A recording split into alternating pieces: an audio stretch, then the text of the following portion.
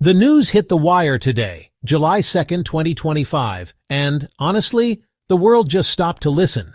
Sean Diddy Combs, a man who built an empire from the ground up, was found guilty on 2 counts. He was convicted of transporting women across state lines for prostitution under the Mann Act. But, and this is a big but, he was acquitted of the major charges, the Rico conspiracy and sex trafficking. The air is thick with a strange mix of relief and unease. On one hand, there's a sense that some accountability was delivered. The stories from the women, especially Cassie Ventura, were harrowing, and the video of the hotel assault was impossible to unsee. No one is saying he shouldn't face consequences for his actions. However, a different feeling is bubbling up in barbershops, on social media, and in quiet conversations. It's a feeling of deep-seated suspicion. Why does it always feel like when a powerful black man falls, the entire weight of the federal government comes crashing down? The resources poured into this trial were immense. We saw federal agents raiding his homes, a spectacle usually reserved for international crime lords, not music producers. The prosecution painted a picture of a criminal mastermind using laws designed to take down the mafia. It felt like more than just a trial. It felt like a message was being sent, a public takedown of a symbol of black success and influence. This isn't about defending P. Diddy's actions. It's about questioning the process and the intense focus. People are asking, is this justice or is this a performance? When the system decides to make an example of someone, the lines get blurry. We see the full force of federal law, the media frenzy, and the public condemnation all converging on one person. It creates a narrative that's bigger than the individual crimes, one that speaks to a long and troubled history between the American justice system and its prominent black citizens. It's this history that makes the verdict feel so complicated and leaves so many of us with more questions than answers. So here we are, wrestling with a mixed verdict that satisfies no one completely. For some, the acquittal on the most serious charges is a failure to deliver justice for the alleged victims. For others, the convictions and the very nature of the prosecution feel like another chapter in a long, predictable story. It's the story of how America deals with black men who accumulate too much power, too much wealth, and too much influence.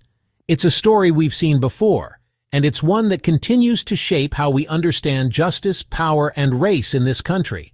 The Diddy trial isn't just about Diddy, it's about all of us.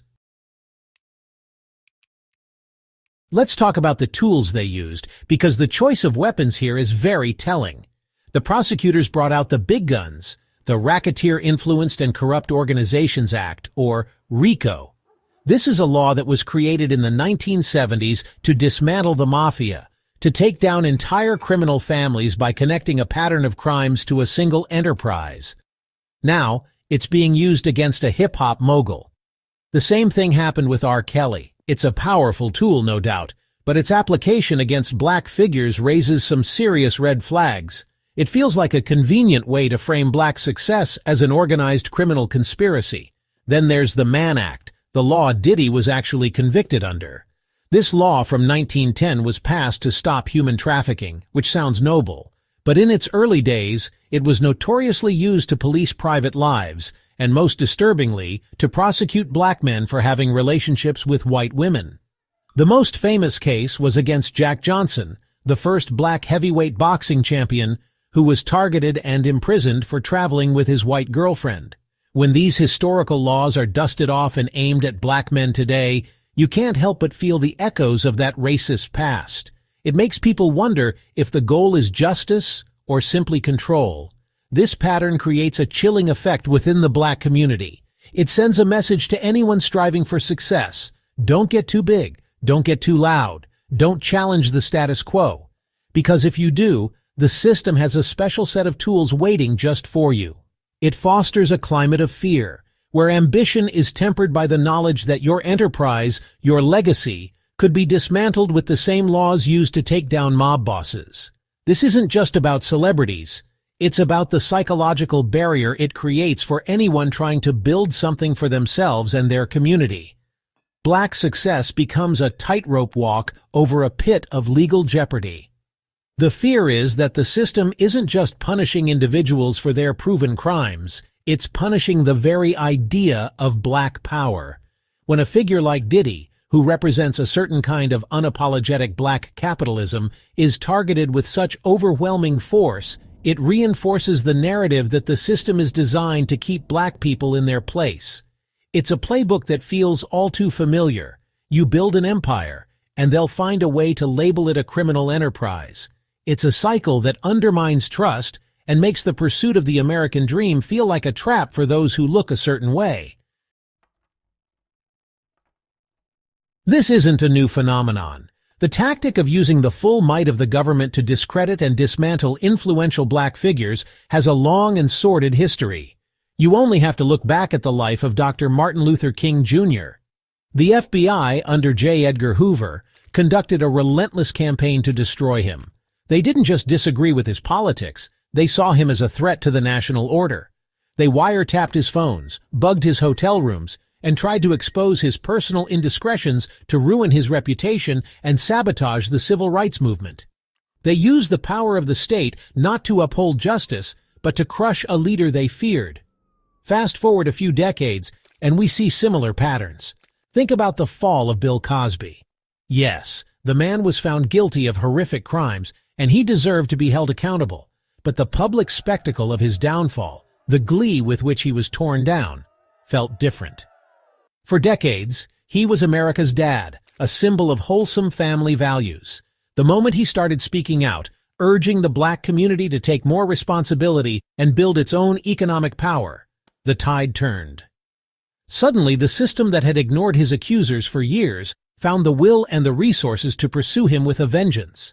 It left many feeling that his real crime, in the eyes of the establishment, was stepping out of line. The same unsettling questions surround the case of R. Kelly. Again, a man whose despicable actions were an open secret for years. The system looked the other way, until his power and influence became a problem they wanted to solve. Then, the Rico charges came out, and he was branded the leader of a criminal enterprise.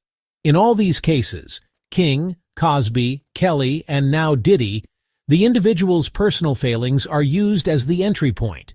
But the scale of the response often feels disproportionate, aimed not just at the man, but at the symbol he represents. It's a public execution of an icon, designed to send a clear message. This history creates a deep-seated mistrust. When the community sees these powerful figures taken down, one after another, it's hard not to see it as a targeted effort. It feeds the fear that black success is inherently fragile, always one misstep away from being completely erased by a system that views it as a threat. The government's actions against Dr. King weren't about justice, they were about maintaining power.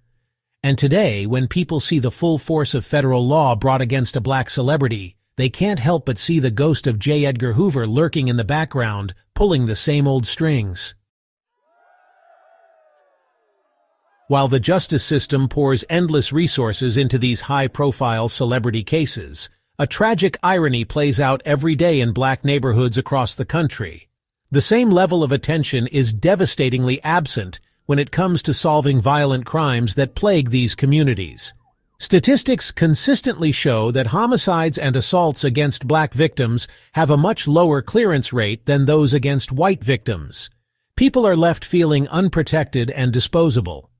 The message seems to be that a black celebrity's downfall is a national priority, but a black child's murder is just another statistic. This glaring disparity breeds resentment and reinforces the idea that the system values black lives differently. This neglect is not an accident. It's rooted in a history of government policies designed to break up black communities and families. Think about the infamous man-in-the-house rules tied to welfare programs like aid to families with dependent children. For a family to receive financial assistance, the father could not be living in the home.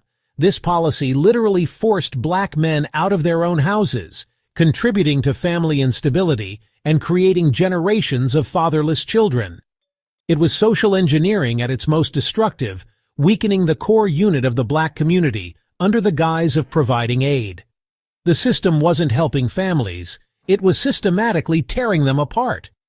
On a larger scale, the very geography of our cities was shaped to enforce segregation and dismantle black prosperity. Look at the legacy of Robert Moses in New York City. He was the master builder, the urban planner who wielded immense power. He designed projects like the Cross Bronx Expressway with ruthless efficiency, but that efficiency came at a cost. The expressway cut right through the heart of thriving black and brown neighborhoods, displacing hundreds of thousands of people and destroying the social fabric of those communities. He built bridges a little too low for public buses, effectively preventing poorer, mostly black residents from accessing public parks and beaches. These weren't just infrastructure projects, they were acts of structural violence. They were policies and plans that created physical and economic barriers, ensuring that black communities remained isolated and under-resourced. When you combine this history of forced family separation, of neighborhoods being bulldozed, of being systematically shut out of public spaces, with the modern-day neglect of violent crime in those same areas, you get a profound sense of betrayal. The system didn't just fail these communities. In many ways, it was designed to make them fail. The Diddy trial doesn't happen in a vacuum. It happens in the long shadow of these original sins. The P. Diddy verdict is a complex moment, a mirror reflecting our society's deepest contradictions about justice, race, and power. It is absolutely essential that powerful people, regardless of their color, are held accountable for their actions. The women who came forward showed immense courage, and their stories deserve to be heard and honored. But we can demand accountability for individuals while also critically examining the system that prosecutes them. We must be able to hold two thoughts at once. A man can be guilty of serious wrongdoing, and the system can still be using his case to send a broader, more sinister message to an entire community. The conversation cannot end with this verdict. We have to keep talking about these uncomfortable truths. We need to question why federal laws with racist histories are selectively deployed against successful black men. We need to demand answers for why the same energy used to raid Diddy's mansions isn't used to solve the murders of young black men and women. This isn't about making excuses for anyone. It's about demanding consistency and fairness from a system that has proven, time and again, to be anything but. True justice cannot be selective. It cannot be a spectacle reserved for the famous, while the everyday person is left to fend for themselves. We have to connect the dots between the past and the present. The legacy of Robert Moses's bridges and the man in the house rules still lives in the structure of our cities and families today. These historical injustices are not just history. They are the foundation upon which current inequalities are built. Understanding this context is crucial if we ever hope to dismantle it.